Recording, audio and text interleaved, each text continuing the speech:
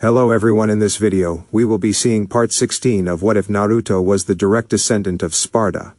So be sure to stick around until the end. Let's get started.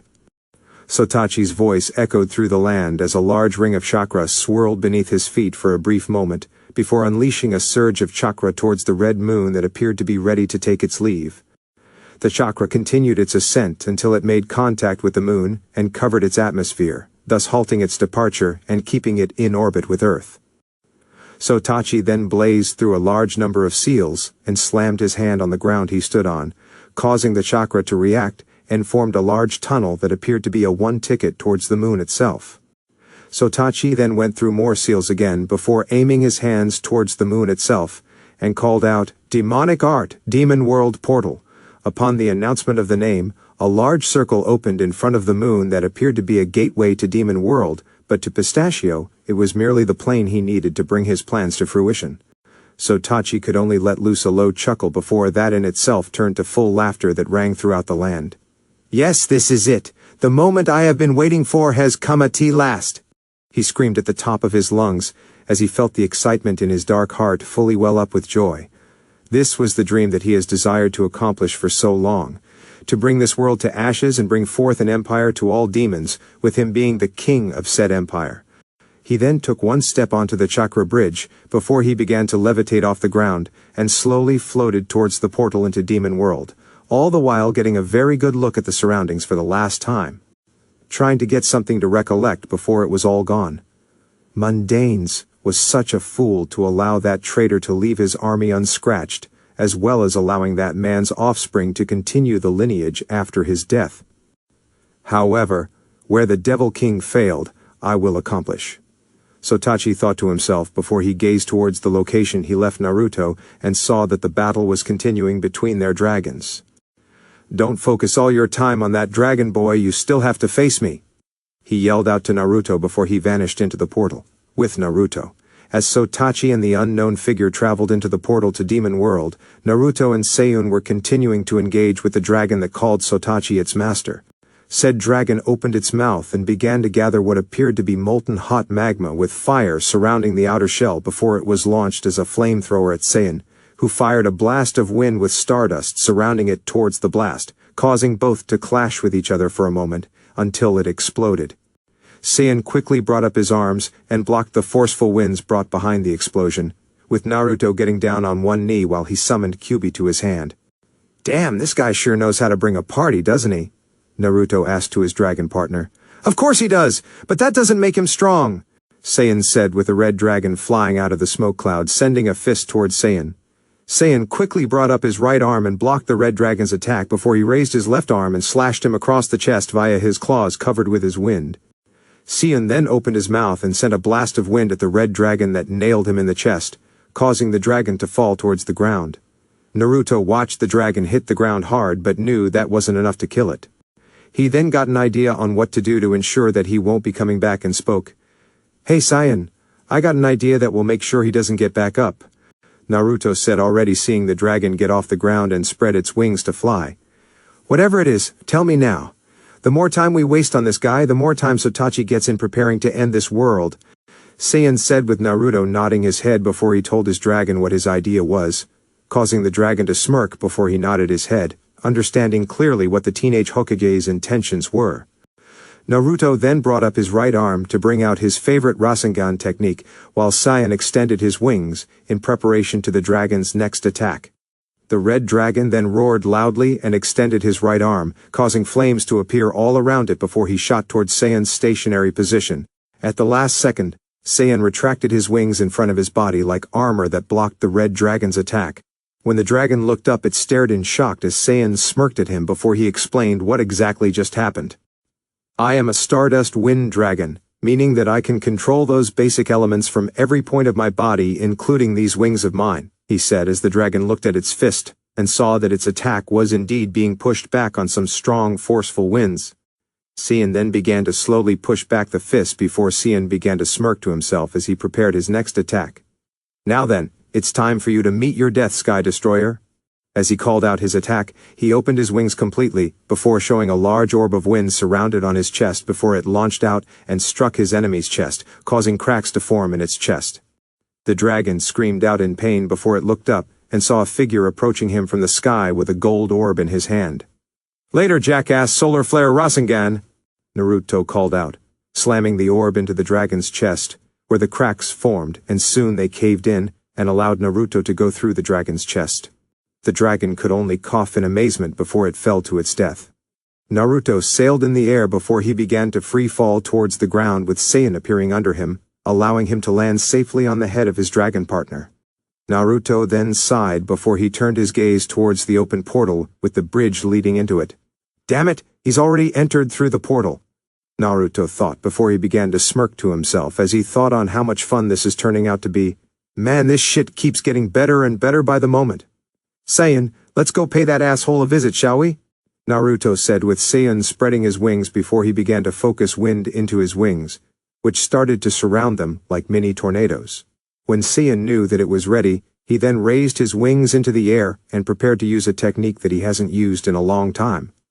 "It'll be my pleasure, Naruto-sama, hold on tight," Saiyan said before he flapped his wings and shot towards the tower like a speeding bullet, causing a massive sonic boom to echo through the land and even flatten some of the trees on the ground.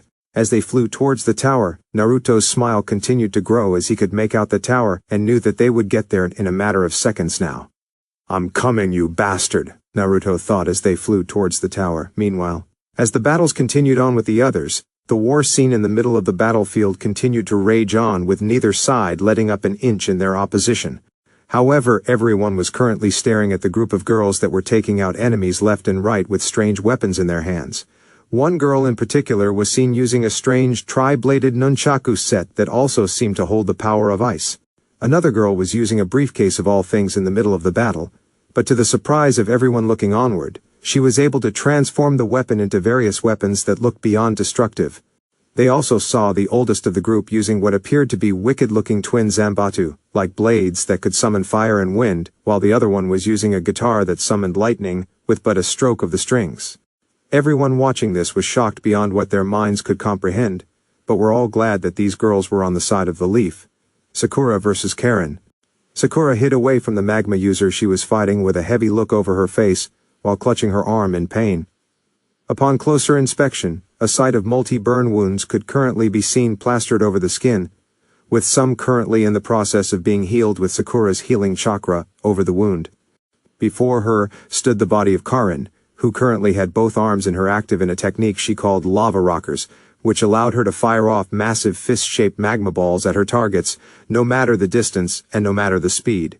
Sakura was only able to dodge but so many of them until one managed to get under her guard and only brush her arm a little.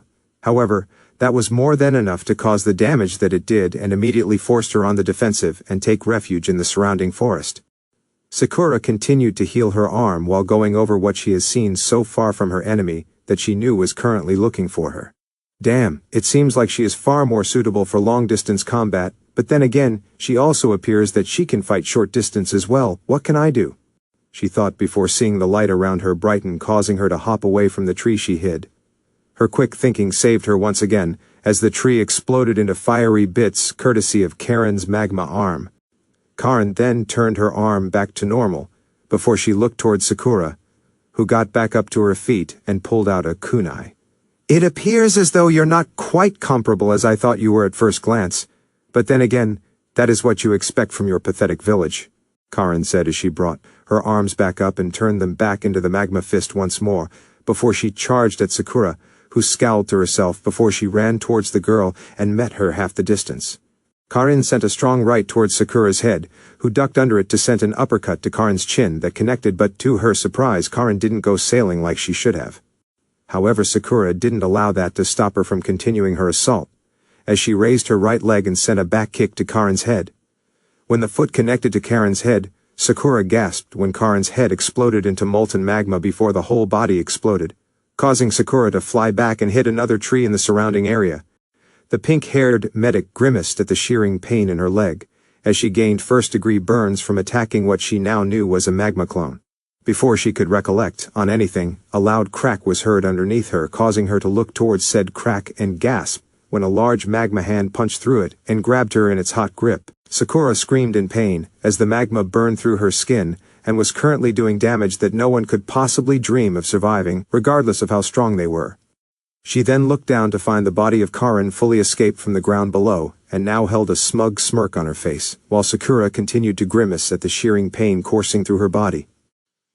"It looks like I did picture you wrong as being a worthy prey. You weren't even a challenge for me," she said while seeing Sakura trying to keep consciousness before hearing the pink-haired girl speak. "Here's a challenge for you, clone Great Explosion," she said, causing Karin's eyes to widen before Sakura's body exploded in her hand, causing her to cry out in pain before she turned to take a hard right from Sakura and was sent crashing into a few trees. Sakura then released a small pant for breath as she then brought up her hand and saw that the skin held a small amount of sunburn on it. She gasped to herself before she began to understand the prospects of Karin's powers. It looks like her body is in tune with high temperatures from her magma powers, and by the slightest contact on her body, you'll get some kind of afterburn effect. What kind of monster is she? She asked herself as she watched Karin came back into sight while rubbing her face. "Not bad, you little bitch. You caught me off guard, but that won't happen a second time," she said as she blazed through several seals before stopping on one, and held her right arm, magma-released lava mace. As she said this, her arm burst into lava before it reshaped itself into a spiky mace like appendage. Karin then bent down on one knee before she charged at the pink-haired medic, who stood ready for whatever was thrown her way. Neji versus Suigetsu. Neji stood in his Juken stance with a firm ground, as Suigetsu raised his weapon, causing the giant to follow his movements before the giant sent a right hand towards Neji. Neji was not a prodigy for nothing, as he knew that Suigetsu increased the water pressure in the giant, so when he was not surprised when he saw the fist destroy the ground he once stood on.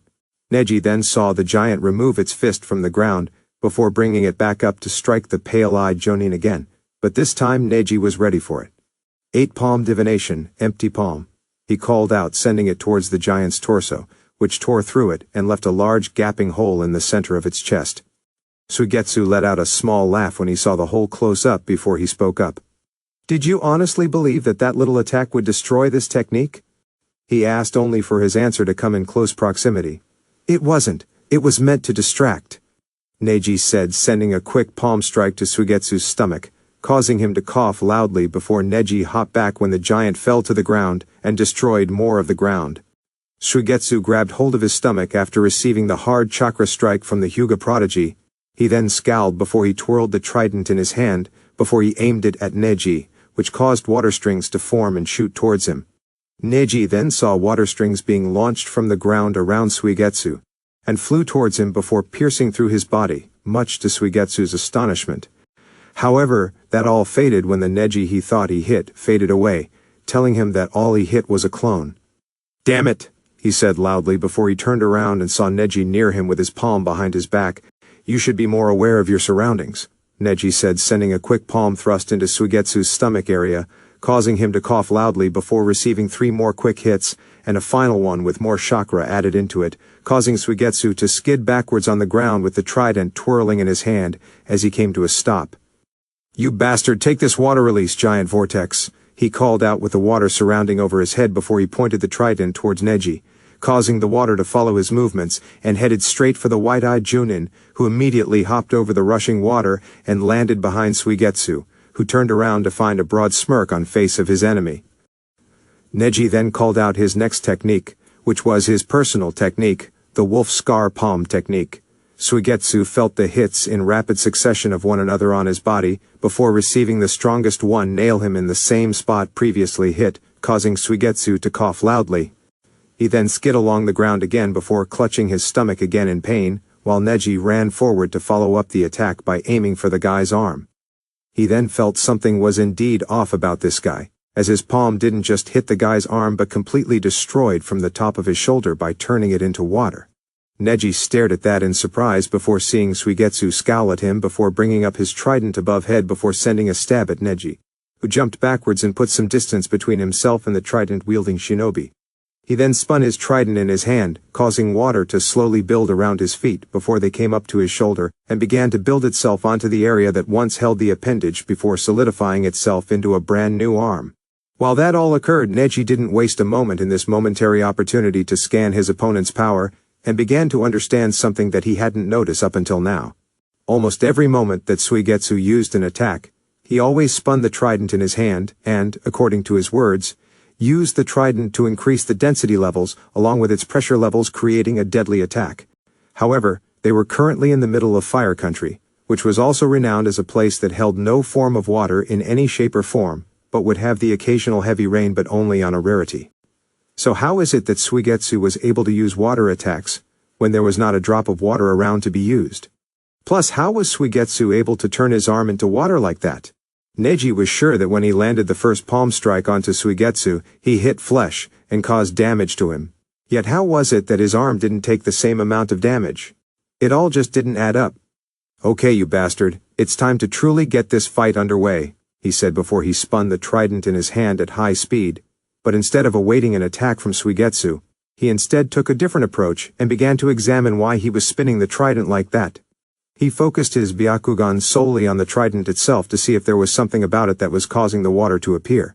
As he examined more and more, he saw that on a closer inspection tiny droplets of water was already formed on the trident. The time then came where he needed to stop his analysis, as Suigetsu ceased his spin, and held the trident above his head before swinging it towards Neji like a batter on the mound of a baseball game, while calling out, "Water release, crescent blade," he called out with a crescent blade made purely of water shooting towards Neji, but not before spinning the trident around his body, and sent out several crescent blades of water at Neji, who dodged the attacks but kept his gaze on them. The water was fired off the trident and not from the ground like he originally anticipated, meaning that the water source was coming from the trident, but the question still remained how. As he continued dodging, he saw Suigetsu begin to twirl the trident above his head before he ceased its spin and pointed the weapon in Neji's direction. "Water release, tidal surge," he called out as water appeared behind the white-haired teen's back and shot upwards into the sky before coming down on Neji, who proceeded to execute a kaiten spin that blocked the water attack from hitting him with the hard pressure that he felt from the surface of the water itself. Once Neji stopped his spin, he kept his gaze back on Suigetsu, who was once again spinning the trident in his hand. It was then that a light bulb clicked on over his head as he now understood just how Suigetsu was able to use his water attacks without a water source. He twirls the trident to collect hydrogen molecules in the air, and mixes them with the oxygen molecules to create water, or he collects the water molecules already created in the air.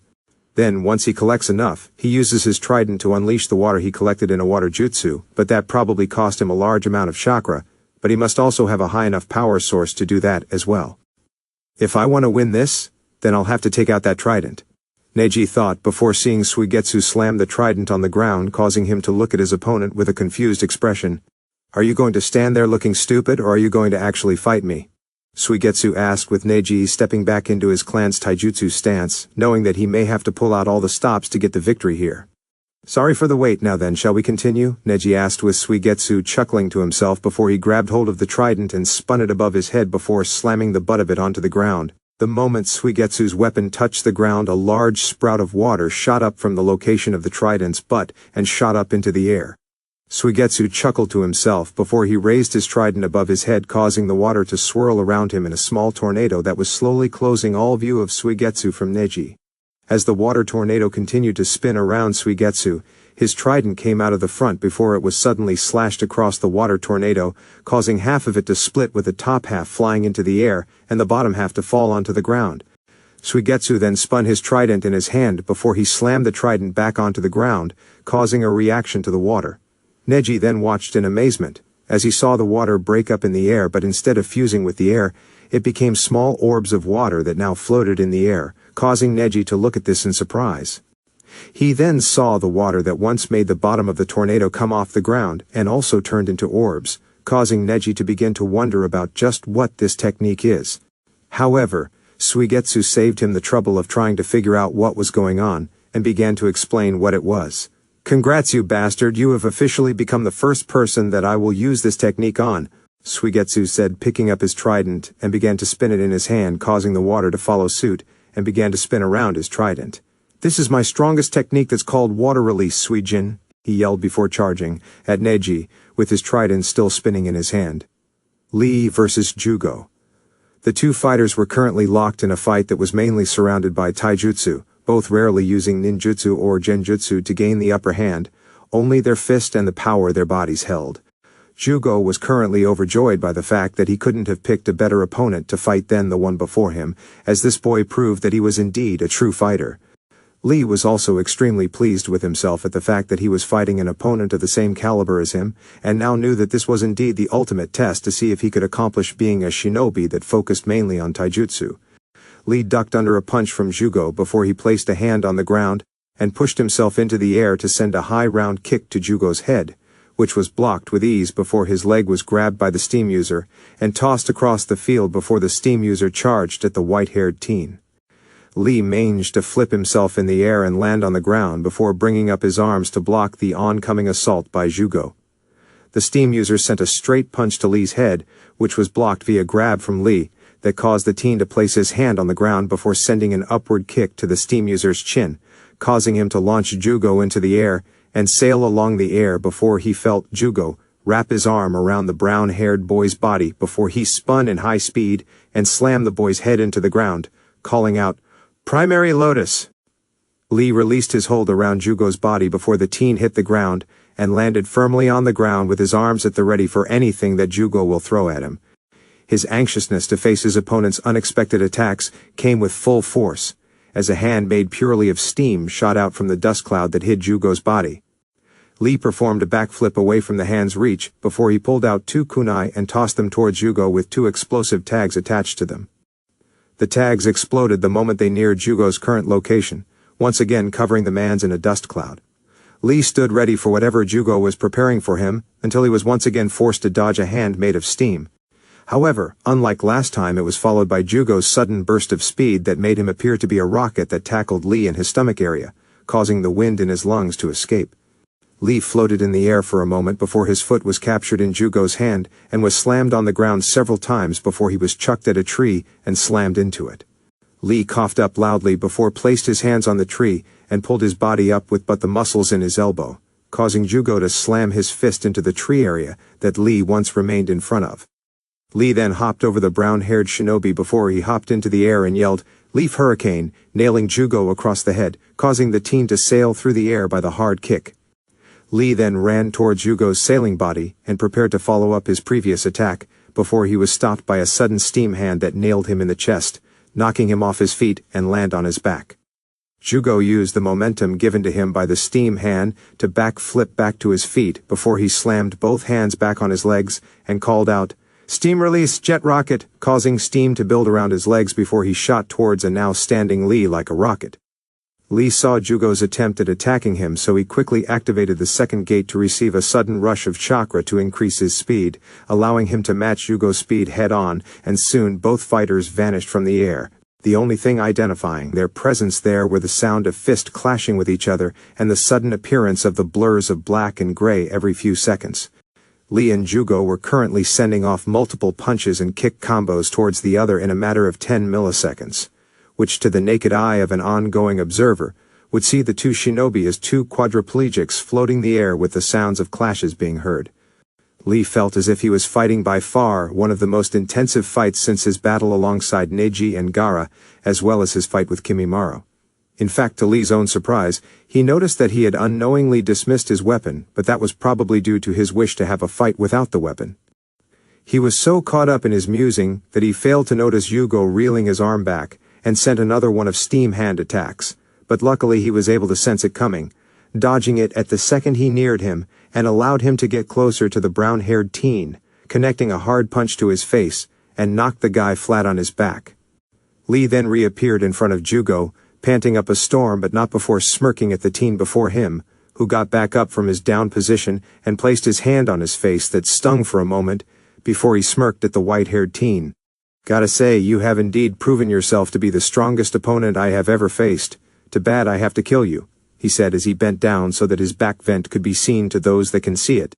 Lee simply chuckled to himself before he held up his right arm and summoned his weapon Honshupiya.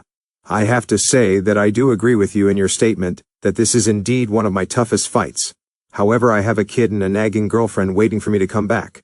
If I were to die now, then they would probably ensure that I come back just to kill me again," he said before he summoned his sword Kokushibu to his hand. Jugo released a loud whistle as he gazed at the sword in Lee's hand while going through a set of seals before he slammed his palms together.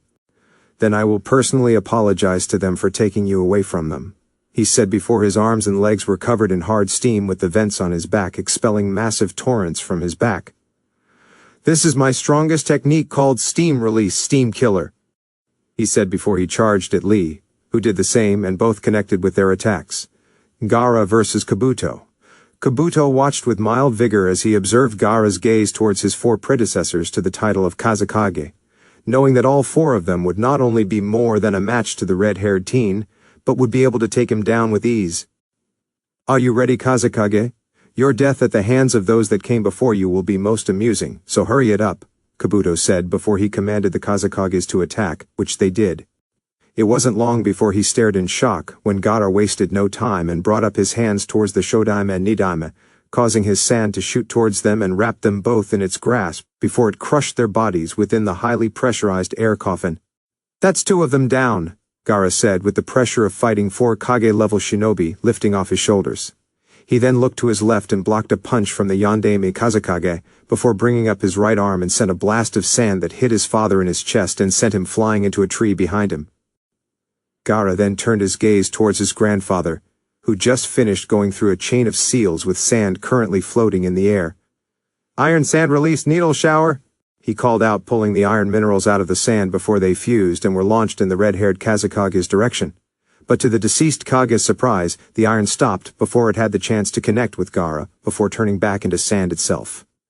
Gaara then raised his arms and called the sand on the ground to rise into the air itself before Gaara went through several seals himself. "I don't know why you're so surprised, Sandaime Kazekage-sama, you are after all my grandfather," he said as he finished his seals and called his attack. "Iron Sand Release, Iron Bullet." Gaara called out with the sand floating in the air, sending a large orb of sand towards the Sandaime Kazekage, but before it had the chance to connect, it was sent in a separate direction, courteously from the Yondaime Kazekage. Gaara narrowed his eyes before he brought his arms up and summoned more of his sand out of the gourd as well as making some from the ground below him. "It appears as though I forgot about your prodigal status as a master of wind jutsu, father.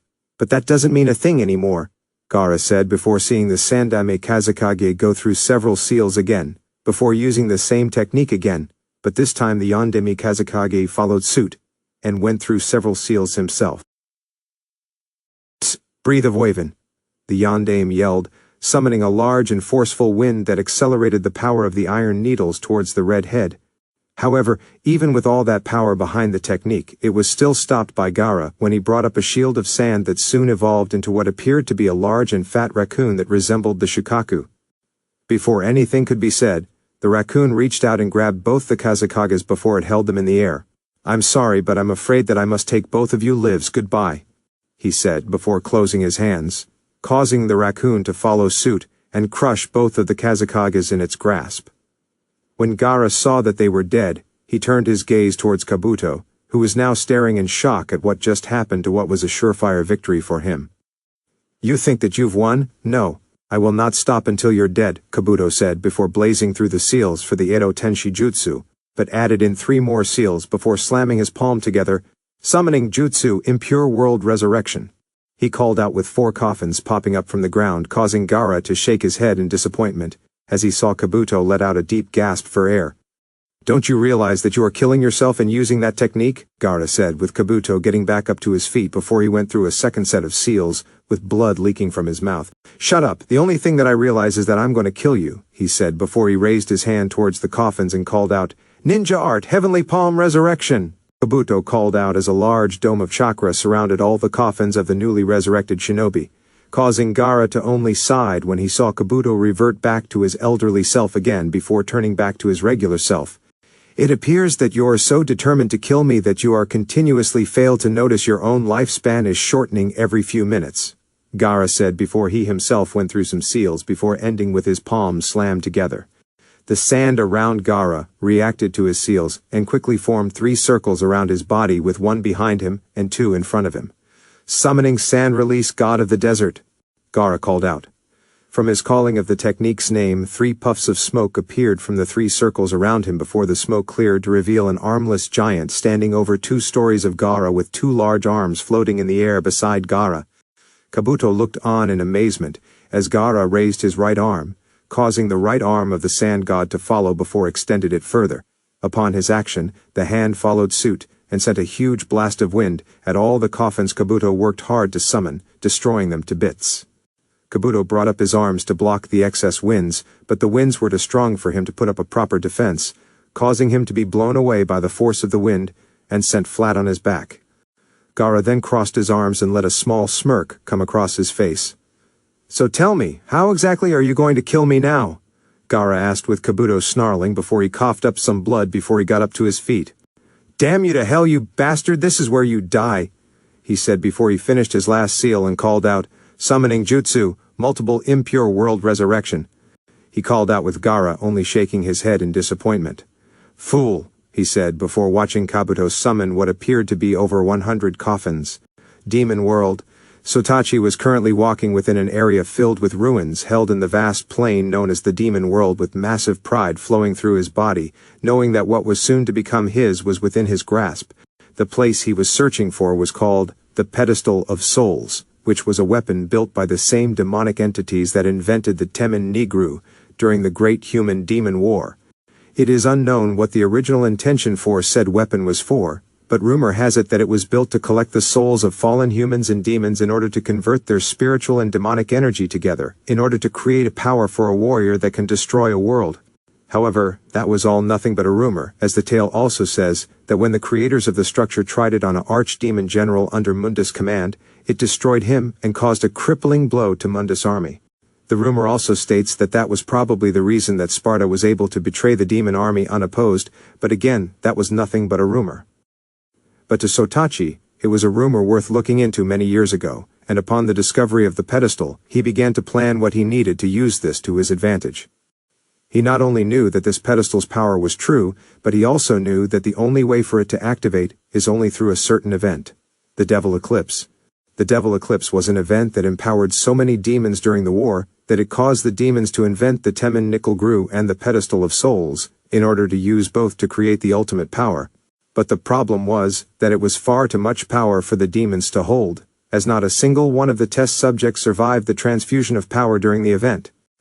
It was even rumored that Mundus attempted to do the procedure but was unable to handle its power and nearly killed him, thus causing him to not only forbid the usage of the pedestal, but he also had the demons that created it killed for making something that weakened their forces. But Sotachi knew of an alternative to that problem, and the answer was currently on his back: the Force Edge. The Force Edge was a weapon made from pure demonic energy, and could possibly absorb the power the pedestal held within itself, and that in itself would flow through him, thus giving him the ultimate power to destroy the world and create a paradise for himself and the demons within this world. As he continued, he walked through the ruins. His eyes caught a glimpse of light, causing him to look in that direction to find what looked like a well of overflowing energy. He soon became inwardly excited like a kid on sugar, thus causing him to rush towards the location of the well. When he arrived at the location of the bright well, he marveled at the beautiful sound of suffering souls wailing in pain at the fate they were given of being trapped here. Some he could tell were from some ages ago, and others he could see were from recent events, like the war that's currently underway.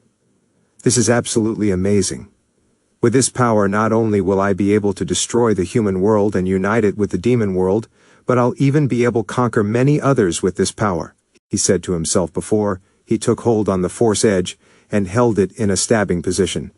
You are a fool to not claim this power, Mundus, and in your failure I will rule the world, he said before he stabbed the Force Edge into the well, causing the light to build up around the blade before a tower sprouted from the well and surrounded the sword until it died down, and revealed the Force Edge levitating over the well and glowing a radiant blue with the eye glowing a dark purple. Sotachi then grasped handle of the weapon and soon felt an overwhelming sensation go through him before he changed form again, before turning back into his regular form with a dark smile on his face. Yes, this power is nothing compared to what I have ever felt power. This could very well be what the power of a god-class demon is, he said before letting out a full-blown laugh that echoed all throughout Demon World before he turned towards the opening of the ruin, awaiting for the arrival of his descendant. It's time to see if you are indeed the right choice, Naruto. Human World, Temen Nigru. Naruto and his dragon partner arrived to the location on the Temen Nigru within the time limit that Saiyan stated that they would make it. The white-haired Hokage, then hopped off the head of the dragon and landed firmly on the top of the dragons, and looked towards the portal with a firm expression, before he turned back to Saiyan. Saiyan, go back to the fight and take out as much of the enemy forces as you can. Go tell Tsunade that I'm going after Sotachi, he said with the Stardust Dragon nodding before he spread his wings and summoned the same wind technique. Good luck, Naruto-sama, he said, before he launched himself away from the white-haired Hokage, leaving him to turn his gaze towards the demon world portal. Naruto could only smirk before he walked towards the bridge with multiple thoughts going through his mind at once, but mostly they were set on his pregnant girlfriend and his unborn son. You truly believe that I would just let you do whatever the fuck you want without any consequences? I think it's time you got a little reassurance of just who you are dealing with, Naruto said before he stepped foot on the bridge, and just like Sotachi he too ascended towards the portal with his smirk growing more and more by the minute. However, unbeknownst to him, a figure also stepped out into the open, Eni with his eyes glaring at the portal, before he ran towards the bridge, and traveled into the portal without a second thought. Naruto gazed at the large, vast plain known as the Demon World, with a fascinated expression, while also continuing to follow the large chakra output being given off by Sotachi. He could honestly see why Sotachi picked this place to hold their fight, as nothing here could get in the way of it. Just themselves fighting for the future of the world. His current thoughts were broken when he saw the ground below him erupt with sand before showing off 20 demons with each one holding a scythe-like weapon in their hand. Before Naruto could comprehend what was going on, a large blade jutted out of his stomach, causing him to look behind him to see more were standing behind him. He then felt several more blades hit him in various areas of his body, causing his head to slump downward. Before the demons could have time to celebrate their victory, a large burst of chakra erupted from Naruto, causing the surrounding demons to be blown away by the force behind it. Naruto then sighed to himself, as he looked at the demons standing in front of him before he looked at his clothes. Damn it, I wanted to fight Sotachi with my cloth scratch-free, oh well, Naruto said before he brought up his arms and summoned Arios. I take it you guys don't like intruders that much, do you? Naruto asked with a small smirk towards the creatures that were now snarling at him while preparing to attack with their scythes again. Naruto simply took hold of Angel and Reaper from their holder, before he held them up before he spoke again. Then let's see what you're going to do about it, Naruto said before he pulled the triggers and sent 2 wind-induced bullets that nailed 2 demons square in the head. Battlefield. The battle continued to rage on between Konoha and Oto. But the tides were quickly turning in the favor of Konoha, with Suna's forces delivering a heavy hand in not only driving out the opposition, but eliminating anything that has a chance of making a difference on Oto's side. The main resolve currently undergoing was Hiruzen, Tsunade, and Jiraiya, all taking on the strongest members of the former S-class mercenary group Akatsuki. The battle was hard-pressed between the 6 Kage-level shinobi, with the 3 Akatsuki ninjas looking to gain the victory over their Kage-level opponents, but after a quick conversation between the 3 of them, they chose to switch opponents. Hiruzen knew that even if he had a rejuvenated body, it was no match for his still natural strength and high-class chakra, even without Samehada to aid him. The early 70-year-old was in quite a situation, as he could not truly fight this guy no matter what he did to try to match the shark like manpower for power. Tsunade figured that she bit off far more than what she could chew on challenging Madara about the 3rd time she attempted to hit him, but her fist went through him. It was then after that when she felt Madara hit her, but before she could land a hit on him, it once again went through his body. Tsunade got extremely pissed afterwards but knew that there was nothing she could do, as she could only use medical ninjutsu and her super strength technique. Jiraiya fared easier than both his former teammate and master with his former student, who was proving to be more of a challenge than he originally thought with the usage of techniques that he has never encountered before. He was sure that if it wasn't for the fact that the guy was just a resurrected corpse, then he would be facing something far more deadly, if what Itachi told him was true. After getting their butts handed to them by the 3 shinobi, they decided that they should switch opponents, with Tsunade taking on Kisame, Hiruzen taking on Nagato, and Jiraiya taking on Madara. Sakura versus Karin. Karin hopped into the air with her mace arm held in the air before she brought it down towards Sakura, who dodged to the left as the fist came down and embedded itself into the ground. Karin scowled before she pulled the mace out of the ground before she charged at the pink-haired medic, who pulled out 2 kunais and charged at Karin. They met in a struggle, with Karin's mace arm currently held back by 2 kunais, before being pushed away by Sakura pushing upward, and sending a slash across Karen's stomach area, which only caused the girl's clothing to get cut and exposed her stomach slightly to the world. Karen scowled as she raised her mace arm and sent a wide right attack to the medic's body, which missed when Sakura ducked under it before sending an uppercut to Karen's stomach, causing the magma user to cough loudly before receiving a heavy right to the face by Sakura. However, instead of flying away like Sakura thought she would, the magma user used the momentum and spun on her heel before connecting with her spiky mace, entering the pink-haired medic's back. Sakura cried out in pain as she felt the spikes enter her body, while Karen smirked to herself as she saw her mace enter the medic's body. However, her smile would soon vanish when Sakura exploded in a puff of smoke, thus obscuring her vision for a moment. "Damn it, a shadow clone!" she said before she turned around to receive a hard right by Sakura, which caused her to fly off her feet and slam into a tree trunk behind her. Sakura wasted little time and charged at the magma user, who was still on her feet, and brought up her right arm with as much concentrated chakra as she can place into it. Karen looked up and quickly brought up her mace to parry the pink-haired medic's fist, only to gasp when the mace broke into mini-piece. Her surprised moment would then cause her to forget about Sakura's punch, allowing the medic to land a right fist on the magma user. Sakura panted loudly as she watched Karen stay down, hoping the girl would stay down long enough for her to get her energy back up before went back on the offensive. She then watched as Karen got back up to her feet but didn't face her. She only looked at her hands for a moment before she began to laugh to herself before she faced Sakura with a dark smile on her face. "It looks like I not only underestimated you, but I've also gone way too easy on you, however," Karen said as she turned her hands back into the same dual magma fist that she used previously, but this time it was now consumed in fire. Karen then bumped both of her fists together before she got into a low stance while Sakura began to sweat as the area started to heat up. "This time I don't plan to let you get a single move on me," Karen said as she pounced on the pink-haired medic, who looked at the magma user in disbelief. "How does she still have that much power? It's as if I'm fighting a living volcano with magma being produced from the very core itself," Sakura said to herself before she dodged the orange-haired girl's magma fist that punched the ground hard, causing a fiery fist-shaped crater to form on the ground. Sakura watched in surprise before she was forced to block a backhand from Karen, which she would soon come to regret when the hot magma fist scraped her arm and allowed her to feel the massive heat behind it. Sakura cried out in pain when she felt the burn on her arm, and knew that if she could feel that much heat from a scrape, then she didn't even want to know what a punch felt like. She immediately got off the ground and rolled to the side when Karen sent her magma fist bullet technique towards her, which now crashed on a tree behind the pink-haired medic. Sakura then gasped when she saw the whole thing get consumed in flame less than 2 seconds after being hit, telling the pink-haired medic that she definitely didn't want to feel a punch from this girl. Sakura quickly got to her feet before she ran to Karen, only to continuously dodge magma strikes from the girl who was smiling sinisterly with every strike she sent.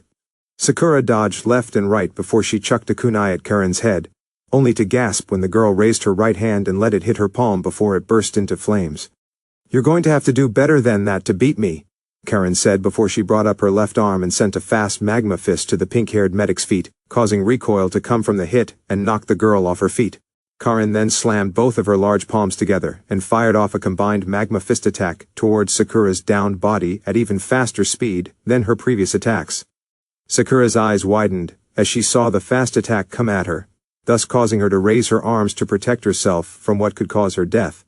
However, she would soon thank the heavens for letting her live, as a figure appeared in front of her with a weapon in hand and swung it at the magma fist, calling out, "Wind release, mighty gust technique."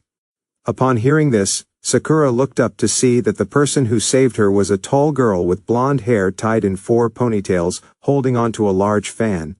She then watched as the magma fist turned into hard stone before falling to the ground and break apart, causing both her and Karen to gasp in amazement at this.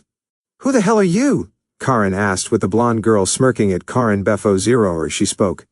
"The name's Tamari," she said with Karen scowling, but before she could attack, she felt a sudden blast hit her from behind and caused her to hit the ground face first. She scowled as she pushed herself off the ground to see another girl with brown hair tied in twin buns, with a briefcase in hand, also smirk in her direction, and "My friend next to me is Tenten." Tamari finished with Sakura standing next to the 2 girls that were Naruto's mates. "What are you 2 doing here?" Sakura asked with Tenten shrugging her shoulders. "We were in the neighborhood and heard all the commotion. We just thought we'd stop by and see what it was all about, the brown-haired girl said with Karin snarling at all three of them. Regardless of how many of you I have to kill, it won't take long, Karin said as she bent down on her knees and prepared to strike, while Tenten and Tamari only smirked to themselves before they faced Sakura slightly. Listen, Sakura, we are only here to give you a hand, but you will be the one to take her out, Tamari said with Sakura nodding her head before she stood up from her downed position and gripped her glove-covered hand. She was extremely thankful that she got Naruto's forgiveness, because if she didn't, she would highly doubt that his mates would be on her side right now. Okay then, let's do it, Sakura said before she stood beside the two other girls while Karin charged at them head-on. Lee versus Jugo. The two fighters were once again in the middle of a hard-pressed back-and-forth battle, with neither participant gaining the upper hand over the other. Jugo was mainly using his strength and steam-based attacks in conjunction to Lee's sword and Mashingan. The two quickly separated again before landing on opposite side of each other before Jugo wasted little time and unleashed a large blast of steam towards Lee, who vanished in a burst of speed and reappeared above Jugo, with Kokushibu held in the air before being brought down towards Jugo's neck. The steam user quickly vanished as well, when the sword hit him and turned him into a cloud of steam, causing Lee to silently curse before seeing the steam build up overhead. Jugo reappeared above Lee's head with his fist aimed to take the half-devil out, only for Lee to dodge at the last second, causing Jugo's fist to slam onto the ground and cause large crater to form. Jugo then raised his left arm and sent a steam fist towards Lee, which the teen blocked with the back of his sword, before he destroyed the arm with Honsupia. Lee then ran towards Jugo with his sharp weapon raking the ground before sending a wicked upward slash towards Jugo, who bent backwards to dodge it, but to his surprise claw marks appeared on his shirt. He then felt a forward push kick from Lee, causing him to fall onto the ground. Jugo then acted on instinct, and raised his right hand to take hold of Kokushibu's blade, before he sent a blast of steam towards Lee, hitting him in his chest and causing him to sail through the air a couple of yards before he landed firmly on his feet. At almost the exact amount of time Lee flew, Jugo quickly got back up to his feet before he slammed his hands on his knees, causing steam to burst out of his legs in massive torrents. He waited for a brief moment until he felt all the concentrated chakra and steam he focused to his legs were full enough, causing him to vanish from the ground. When Lee's feet touched the ground, he was fully prepared to get back on the offensive until he saw Jugo vanish in thin air, causing his eyes to widen. Before he could finish his statement, Jugo appeared in front of him and tackled him with the increased speed of his amplified jet rocket technique. "Peekaboo, motherfucker!" Jugo said before he carried Lee through the forest with his steam-induced tackle. As the two competitors flew through the air, the first thought that came to Lee's mind was the feeling of him getting hit with something close to a speeding huge freight train just ran through him, and that was now carrying him 3 feet off the ground. He then saw that Jugo was currently using a large amount of steam currents in his legs to propel him fast enough to tackle with the force of a speeding train. He then felt the pain of his back slamming into a solid object, and going through said object before slamming into another one, telling him that Jugo was pushing him through the trees of the forest. Jugo continued his flight, and sending Lee through the trees until he got out of the forest and into a vast and empty field, with only the bodies of those that were killed in the war, littered around the grass. "Time to drop the load off," Jugo said, as he stopped the steam flow in his legs and released Lee's body, causing the white-haired teen to sail through the air while still holding on to Kokushibu amazingly. He then brought the steam flow back to his feet, which allowed him to fly back to Lee's position with his fist prepared to hit the white-haired teen with as many hits as he could produce. Lee felt the hold on his body being released from Jugo's hold and sail through the air, causing him to look around to find out where he was. He was surprised to find himself out of the forest and into a more open area, causing him to look up to find Jugo preparing to attack him.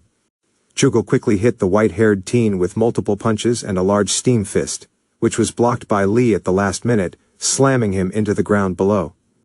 Lee's body rolled along the ground for a few moments before coming to a full stop with Lee coughing loudly, grabbing the back of his head in pain. He never felt so worn out before, seeing as how he was so used to fighting against Naruto that the thought of somebody else taking him to the limit was ludicrous. Damn! I never knew fighting an even opponent could take so much out of me. I need to train against harder opponents if I want to dodge this kind of thing again, Lee said to himself as he used the top of Kokushibu to help him up, before quickly hopping back when a fist of steam slammed into the ground he stood on, causing him to look up to find Jugo flying towards him in a current of steam with his fist raised. When Jugo neared the Kazama clan member, He raised his steam-covered fist to punch Lee's lights out, only to be blocked by the highly sharp weapon of Honsupia, but this time it was strenuous on Lee's part, causing his arm to falter in its strength. Jugo saw this and pushed more power into his attack, causing Lee's arm to fall and allowing him to hit the white-haired teen with an uppercut. Lee felt the punch hit him, and was now sailing through the air again before he hit the ground. Jugo looked on in confusion, as Lee hit the ground but was struggling to get back to his feet. He knew that last attack didn't take this much out of Lee, and that tackle he did a few moments ago couldn't have done that much damage except take the wind out of him. Jugo continued to watch in confusion, as Lee got back up to his feet with Kokushibu acting as a crutch. Lee coughed hard before he slowly stood up straight with loud pants coming out of his mouth, before he brought up his arms to form a large X symbol.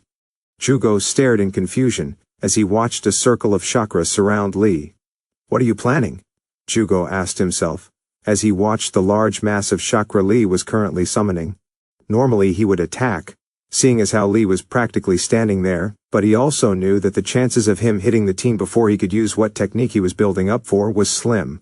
Some techniques can take up to 10 seconds to charge up, and some can take up just 1 second to gather enough energy to use, and he wasn't willing to take the risk of opening himself up for Lee to get in a free shot. "I need to end this fast if I want to win," Lee thought before he screamed loudly, awakening the third gate. He felt the chakra surge through his body, causing his skin to turn red and his hair to fly into the air with wisps of blue chakra surrounding him. Lee stood still for a few more seconds until he bent down on one knee preparing to strike. "I hope this works," he thought before vanishing in thin air before reappearing under Jugo, sending his upward kick set up for his strongest set of moves in his arsenal. Demon World. Naruto stayed on the path that he felt Sotachi was directing him towards by his strong foul chakra alone. The stench in this place was sickening, and he knew that if he was a normal human he would have succumbed to the stench and vomited on the ground. He could also see the chakra beacon that Sotachi was giving off, possibly giving Naruto his location, just so that they could have their fight in the perfect setting. Naruto felt very excited to be fighting against this guy, as he was waiting far too long to fight this guy, seeing as how this bastard took away his chance to kill the Uchiha. Naruto continued to set his gaze around the area, before he grabbed hold of the rebellion sword on his back, and raised it above his head to block the blade that came from behind. Naruto felt the strength placed behind the strike, but wouldn't allow that to overpower him, as he summoned Kyubi to his unoccupied hand, and sent a stab at the one behind him. The assailant quickly released his hold on Naruto, as the stab neared his ribcage, causing him to jump over Naruto and land in front of him. Naruto then got a look at his assailant before a flash of chakra surrounded his body, and soon he turned into Naruto's hated ancestor Kazama Sotachi. "Well, I see you're looking as ugly as ever," Naruto said to the man before him, who laughed to himself slightly before he placed the sword on his back while he crossed his arms in amusement. "Funny thing to say to the person that's prepared to kill you," Sotachi said with Naruto only shaking his head. "Sorry, I'm afraid that my unborn child would be most upset if I left him this early." Naruto said with Sotachi only laughing again. "I'm afraid that once I finish this fight, there won't be a worry of you leaving your child because you won't have child to worry about," Sotachi said. Neji vs. Suigetsu. Neji watched as the water orbs that Suigetsu summoned with his Suijin technique surround the trident in a tremendous demonstration of water manipulation. But Neji knew what the water user was actually doing in increasing the water pressure to a point in which one hit could be deadly. Neji stayed still for a moment, until he saw Suigetsu gather enough water pressure, before he sent the trident forward, and sent a large water dragon towards Neji, which was easily dodged. Neji was ready to attack until he looked at the water dragon with his Byakugan, and to his surprise, saw the dragon actually sail over the ground before turning around to attack the Hyuga prodigy from behind. Neji cursed loudly before he hopped to the right of the dragon, watching as it sailed over the spot he once stood on before the dragon suddenly lifted upwards and flew into the sky before it suddenly sailed downward and aimed directly towards Neji's body. The Hyuga prodigy remained still for a moment before he quickly hopped backwards as the dragon crashed into the ground, causing a small tremor to form on the ground with another huge chunk completely wiped out. Neji landed on the ground after seeing the destruction of the water dragon, and quickly charged towards Suigetsu, thinking that that was it before he saw Suigetsu spin the trident in front of his body, before he aimed the pointed ends towards Neji, before a vortex of water shot out towards Neji, but before it could hit Neji, it was blocked by a mid-air kaiten, causing Suigetsu's eyes to widen before he blocked a sudden attack from Neji with his trident, and continued to block several more strikes before he slammed the butt of the trident into the ground, causing water to appear in front of his body to protect him from Neji's gentle fist strike. Neji's hand slammed into the water wall, and to his surprise felt a large amount of pressure build around his hand, and could have very well damaged it if he didn't pull his hand out the moment he felt the pressure around it. Neji then jumped backwards when the water began to form a spiral around Suigetsu, before the water rose off the ground and flew like a drill towards the Hyuga prodigy. Neji dodged the water manipulator's attacks with as much speed and precision as his body could muster. But the problem was that Suigetsu's moves were far too unpredictable to truly dodge at 100%, causing some cuts to appear on his clothes, and some water dripping from his arms. Damn, if I don't think of something fast, then this fight will only turn in his favor, Neji thought before jumping back from another water whip attack from Suigetsu, who looked at the white eyes Junin with a devious smile as he spoke. How come you not so upfront as before? You can't expect to beat me in long distance, do you? Suigetsu said before he brought back his trident and spun it in both hands, causing the water to rise out of the ground again before it formed a circle around Suigetsu's feet before Suigetsu stopped spinning the trident and held it in his hand, causing the water to explode upward like a tower. Suigetsu then raised his trident above head, causing the tower to split in half before he forcefully sent it downward towards Neji, causing the water to shot towards Neji like a large blade. However, instead of dodging, Neji simply stood by and watched Suigetsu use his attack with a firm eye, while preparing to try out a technique that he just came up with a little over a week ago, and was probably taking a huge risk by doing this since he wasn't even sure that it would work. When the blades nearly reached him, Neji hopped into the air and performed a kaiten, which tore through the water blades with ease before he suddenly stopped and aimed his palm toward Suigetsu. Neji knew he was riding high on this, but as far as he knew, this is a battle for life and death, and as such gambles must be taken. Divination palm, kaiten empty palm, he said, sending the sudden blast of chakra from his palm. He watched the technique with hopeful eyes as he saw the blast of chakra fly towards Suigetsu in top speed, with Suigetsu's preparing to block the attack with another wall of water, obviously knowing that the technique would stand no chance against it. Neji watched in disappointment, as the chakra stayed the same way it was previously, until it began to spin in the air and turned into a drill-like attack that tore through the water wall and nailed Suigetsu in stomach, causing him to cough hard before he was knocked off his feet. Neji looked on in surprise as he watched Suigetsu land hard on his ass before he stared at his hands in wonder, as that technique was something he just invented not too long ago. He soon felt a wide smile come to himself, as he was now sure that with a little more training on his part then, he could very well become the strongest member of his clan. He then shifted into a certain stance that would help him use the attack that no one has ever defeated. Well, all except one, but this wasn't the exception. Suigetsu back up to his feet with a heavy cough adjourning from his lungs, as that attack took a lot of wind out of him, and was now trying to get the air back into his lungs. However, he would soon come to regret letting his guard down for that one moment, as Neji rushed him while calling out, "Hand of 8 divination, 64 palms!" Neji called out, rushing towards Suigetsu at blinding speed, and connected with the first 2 strikes before continuing with the 4 more, 8 more, 16 more, 32 more, and lastly the full 64. Neji then finished with 1 more palm strike onto Suigetsu's stomach. Suigetsu once again felt the hard hit on his stomach from Neji, which caused more of the air in his lungs to rush out, with some of it being the new amount that came in. Suigetsu landed hard on the ground with a look of shock on his face as he gazed to the sky. This guy is truly amazing, and is by far the strongest person that he has ever faced in his life, thus making him come to the conclusion that this fight was something that he needed to end very soon. He got up on weary legs with his trident still in hand before he began to spin the trident again, but this time it was faster. Neji stood surprised at this before looking closer onto the trident, and saw that there was more moisture on it than the other times he used it. He was about to attack Suigetsu before he had the chance to use whatever technique he was planning on using, until he heard the teen speak. "You know, you are by far the strongest opponent that I have ever faced before, far stronger than Jugo or even Sasuke," Suigetsu said before he stopped spinning the trident before holding it above his head. "However, I must take you out with the chakra that I have left in my body," he said, causing Neji's eyes to widen as he saw Suigetsu's chakra coils still pumping chakra, although it was very little remaining. "How does he still have chakra? I closed all of them, so how is he able to use chakra?" he thought before his eyes widened when he looked at the trident and saw that it was fueling chakra into Suigetsu's system.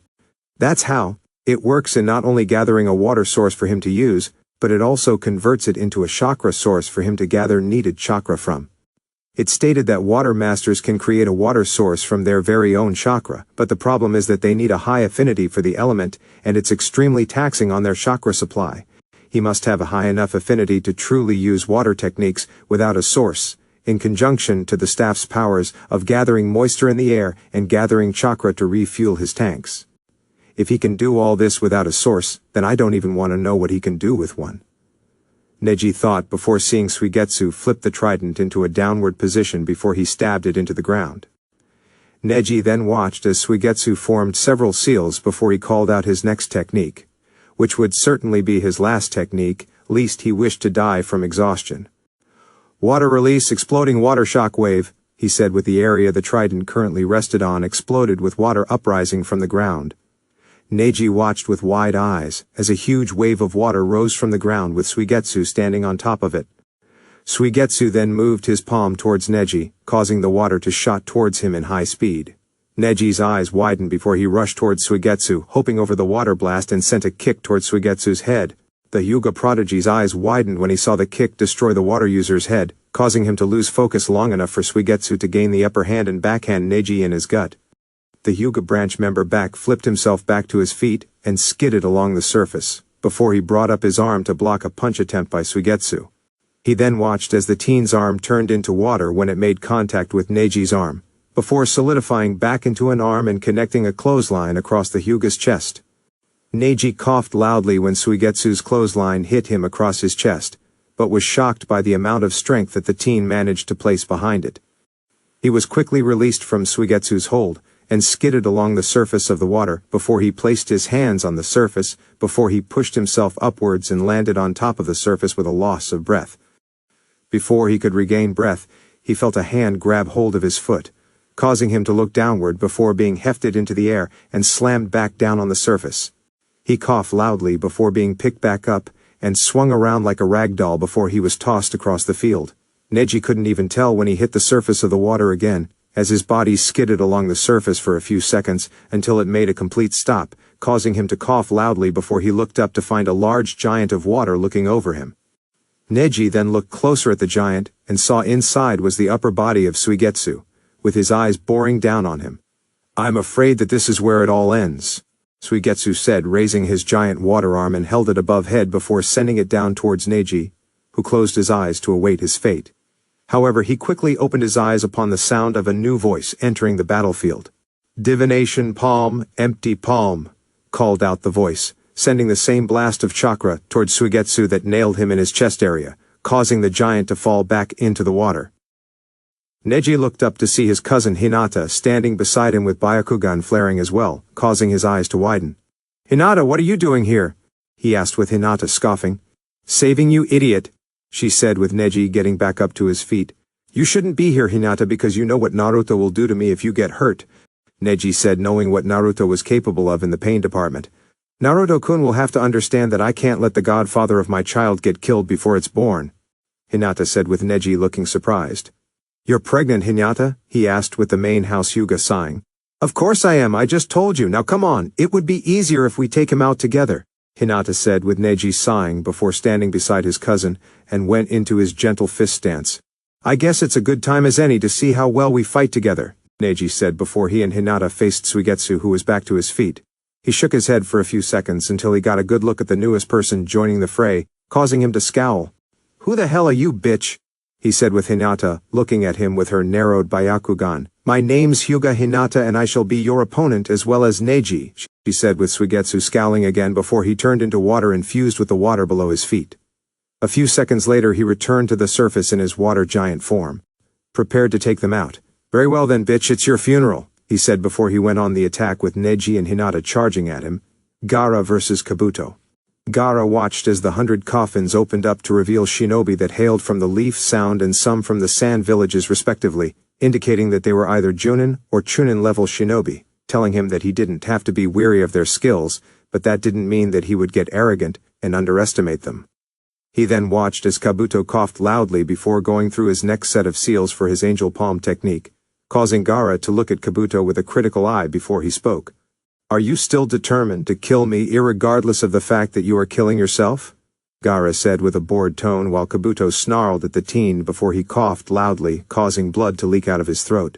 Shut up, you red-haired bastard, you will die today by my hands, Kabuto said as his hands were covered in chakra before he brought his palms forward towards all the coffins. Massive heavenly palm resurrection.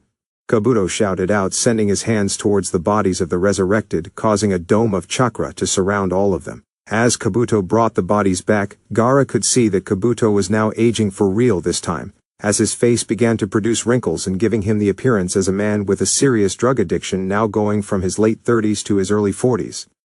Kabuto coughed loudly when he released his technique, and fell to the ground, in a disheveled heap, while his body continued to age until it stopped, at what appeared to be his mid-50s. Kabuto snarled, however, when he got back up to his feet, which proved to be a strange challenge of sorts, since he was a shinobi, and shinobis don't tend to lose their edge unless they stop training. Kabuto looked at his hand and marveled at the wrinkled skin on his hand. However, that only caused him to snarl before he pointed towards Gaara with his finger that looked like it was nothing but skin and bones and coughed loudly. Attack him, cough, don't, let him, cough, cough, escape, Kabuto said through what sounded like a wheezing voice box before the pale-skinned man brought his palms together. He then began to concentrate as his chakra surrounded his body in a thin blue veil, which to the unseen eye was causing his skin to revert back to its youthful form with the snake-like appendage appearing from his back and now hissed in Gaara's direction. Kabuto coughed again as blood leaked from his mouth before he wiped it off with his cloak before staring hard in Gaara's location. This fight is taking too much time and is taking so much out of me. I think I may have to use Orochimaru's jutsu after this, Kabuto thought while he watched his resurrected shinobi charge at Gaara. The red-haired Kazekage quickly brought up both of his arms, which caused the same reaction from the sand god standing behind him, with its arms now handing in the air.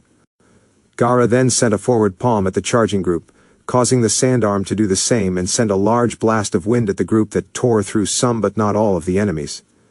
Gaara turned to his right, and saw 10 of the enemies charging at him with kunai knives prepared to end him, but was stopped when Gaara brought his right arm down, causing the god's arm to follow suit, and slam into the ground, stopping any and all attempts at his life. Gaara then raised his right arm, causing the sand arm to knock away the enemies, before it was sent forward as a punch that hit several shinobi that were attempting an airborne attack. Gaara then brought back his arm quickly when he saw some were coming to him head-on, so he brought up his left arm that caused the left sand arm to do the same before it sent a claw swipe through the air, causing a reaction in the air that formed a tornado that swept up the enemies.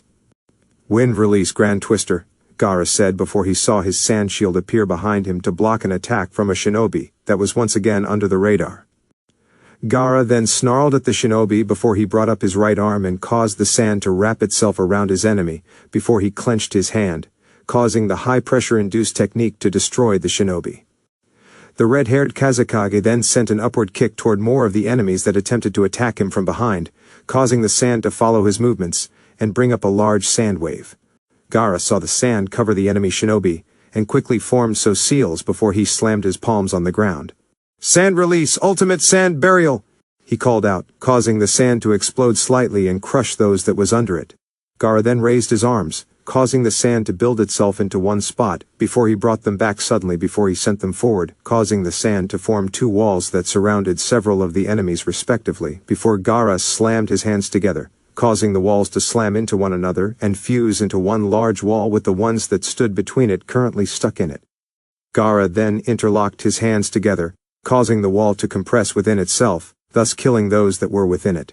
Gaara then called his sand back to him as the remaining shinobi charged at him together with intent on killing him with teamwork.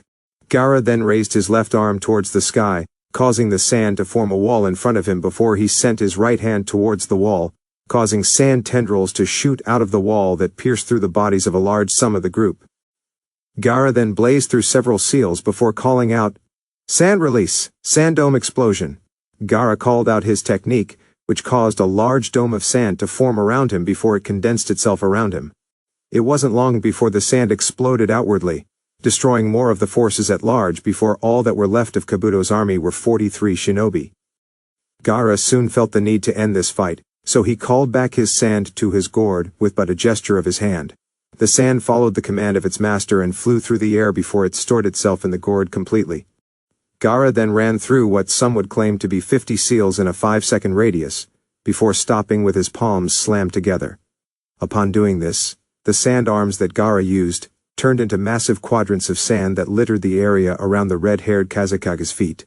"It's time for this to end, ultimate sand release, desert annihilation," Gaara said with the giant sand god standing behind him opening its mouth, causing the sand around Gaara's feet to surround both himself and the god itself as a large tornado. Kabuto meanwhile watched the whole thing unfurl before his eyes, and all he could do was gape at the awesome power of the red-haired Kazekage, who began to inwardly acknowledge as the strongest Kazekage in the pack. "His power is so amazing, I need to end this before my chances of killing him run extremely short," Kabuto said as he began to breach higher into the tree he stood under. While all this went on with Kabuto, Gaara's technique completed itself with the sand god exploding behind Gaara, creating a plume of sand in the middle of the battlefield, while clearing nearly all the trees within a 5-mile radius of where the god once stood. All view of the red-haired Kazekage was obscured for a full minute, until it slowly began to clear away with the only thing remaining behind was a solid dome of hand sand in the center of the battlefield. All the shinobi Kabuto resurrected were gone without a single remain left due to one of Gaara's strongest jutsus that he created over the span of 3 years. After another minute passed and almost all the smoke was cleared, the dome crumbled within itself before becoming sand again with Gaara standing tall while taking in deep breaths after using what was by far one of his strongest techniques. To some people watching, they would assume that that technique was but a mere larger-scale version of his sand dome explosion technique, but it was actually more than that. The jutsu focuses all the air pressure in the surrounding plane and condenses it to high levels until all that air pressure has become too much to be contained and expands rapidly, creating an explosion large enough to wipe out a huge quarter of Suna. He knew that he should be more careful with that jutsu, but he couldn't afford to waste any more time than he already did fighting those shinobi. He needed to go to Naruto and see if he could lend his only friend a helping hand. "I have to conserve my chakra for now. I'm not going to let this bastard take me away from my son," he thought before he turned to the sound of clapping, causing him to turn and find the body of one Yakushi Kabuto, who looked more worse for wear than anything. Kabuto's entire cloak was blown away in the blast, exposing his upper body that showed the areas his operated on himself, with the fusion of Orochimaru's cells. It also showed a large number of scars protruding on his body, and some that were still bleeding even now, but the medic was fast to heal them before he let out a deep gasp for air. Kabuto then smirked at Gaara as he stood up straight before he formed several seals while speaking to the red-haired Kazekage. "I must say that you are indeed a powerful opponent and I am truly glad that I chose to fight you," he said before he ended his chain of seals, causing the snake attached to his back to react to his seals and open its mouth, causing what appeared to be a sword's handle coming out of its mouth, and placed in Kabuto's hand. "However, I still have some power left in me while you yourself is running thin. Losing the one tails has weakened you incredibly," Kabuto said with Gaara looking at Kabuto with surprise at that statement before something came to mind on how he would defeat his opponent. He then began to go through some seals before he spoke to the snake-like man that was looking very arrogant right now. Oh, was he going to love this. "Although I have lost the Shukaku and have enjoyed my peaceful life after losing it, it still doesn't mean that Shukaku's presence is gone from me," Gaara said with the cork on his gourd shooting off, and allowed the sand to rush out of it and begin to build itself around him in a small circle. Gaara concentrated his chakra into his next technique while still speaking. "I can still feel its presence inside me, as well as feeling its power continuing to course through my veins, even to this day," Gaara said before he raised his hand towards the sky, causing his sand to shoot towards the sky. Kabuto's eyes followed the sand and to his shock, saw the sand fly into the air and fuse itself with a large cloud of sand that he never noticed the red head create. "When did he make that? Was it from his sand god technique?" he asked while taking a step back before he felt his foot sink before being ensnared by a forceful grip that wouldn't let go. As he tried to pull his leg out, he heard Gaara speak to him again with words that would shock him to the core. "I quickly learned a long time ago that while the Shukaku may be out of my body, he is still a part of me, and as such I will never be rid Shukaku. In all actuality I always have and always will remain Shukaku's vessel," Gaara said before he called out his next attack. "Sand release, hand of Shukaku," Gaara shouted out as he brought his hand down, which caused the sand cloud above Kabuto to form a giant arm of sand that resembled Shukaku's, smashing him into the ground. Demon World. Naruto stared down at Sotachi, who was still smirking at him with his same devious smirk that he gave him when they first met back in Devil's Island 3 years ago. "So are we going to fight or not?" Naruto asked, as his patience was running thin with the weight his ancestor was putting him through. "Calm down, for our fight will come very soon, but first I thought we could have a little talk," he said with Naruto looking at him in surprise before he narrowed his eyes slightly. "Naruto, would you like to know why I picked this place to hold our battle? Why I picked this time to conduct a war, and to have it near the eve of the devil eclipse entering Earth's atmosphere?" he asked with Naruto shrugging his shoulders before he spoke. "Why not? It's not like you can truly do anything else for now," Naruto said as he knew that Sotachi was using this to stale for some reason, but he knew that it was for something powerful. Normally Naruto wouldn't allow him, or any enemy, to just power up without any opposition, but this time around he saw things differently. He wanted to fight Sotachi on his maximum level, and if allowing him to stale for time would allow that, then so be it. You see, Naruto, during the Human-Demon War 4,000 years ago, a group of demonic scientists constructed the greatest edifice to grace the demon world known as the Temmen-ni-gru, which was the key to linking the human world with the demon world. However, the problem with that is because once the demons left demon world to battle in the human world, they were unable to return as the portal was a one-way trip for them. As such, it was rarely used during the many battles in the human world, and it was also only allowable to the weaker level demons to pass through it. Although it did work in giving the demons a more forceful edge in the battles, it was still a hindrance in not allowing either the archdemon generals or even Mundus himself to pass through. But that all changed during one battle in which a glorious moon entered in the atmosphere of Earth, and for some odd reason, it opened more of the demon world portals connecting between the two worlds, allowing stronger demons to enter the world, including the traitor known as Sparda. Even though Sparda managed to seal away the strongest of the portals, it would still open on the day of the devil eclipse. That may also be how Sparda came to this world and separated the Bijou, but even today nobody knows how he did it. Sotachi said with Naruto looking a little surprised by the reveal, but that soon turned into boredom. "Is that all you wanted to tell me? You could have told me that back at Devil's Island back when we met," Naruto said with Sotachi wagging his finger as he felt the force edge pulse for a moment. "No, Naruto. There is a reason for all this, and I'm going to explain it to you now," he said while a faint aura came over his body. "You see, when I learned this about the Devil's Eclipse, I became infatuated by the tale of not only its power, but what happens when in the presence of Demon World. Back when the demon scientist created the Temmen-ni-gru and discovered the Devil's Eclipse, they began to notice that whenever demons or humans were killed during that time, their souls were sent directly to the demon realm. They were confused as to how it could happen, but began to notice the level of power that was being expunged by the souls. As he said this, the glow grew stronger and was beginning to cause the floor to react to it. Naruto watched this with a keen eye before he raised his right arm and grasped the handle of rebellion, just knowing that it was going to be needed for one hell of a fight. "This is crazy, his power level is skyrocketing at an alarming rate," Naruto thought to himself as Sotachi started to laugh inwardly before he spoke with his demonic voice growing even darker than it already was. After making that discovery, they devised a weapon to collect the souls being sent in by the eclipse and would convert their energy to be transferred to the demon generals under Mundus' command. However, each one failed to obtain the goal that was set, as one by one, each demon that stepped up to the plate was killed by the awesome magnitude the weapon entailed. It was so strong that it even weakened Mundus when he tried to use it on himself, thus forcing him to forbid any demon from entering this sanctuary, lest they get killed by the raw power this well ensures. So for over 4,000 years this well has sat here, going through the constant cycles of the devil eclipse, entering the atmosphere, and collecting the souls of the departed humans and demons, until the day came in which all that power would finally be accessed and controlled, he said with his voice gaining a bigger demonic edge, causing Naruto's eyes widening slightly before realization came across his eyes. "Now I get it. You absorbed that power, didn't you?" Naruto asked with Sotachi laughing loudly before he spoke again with light started to surround his body. "Yes, this is what the power that well can ensure for those that can master it.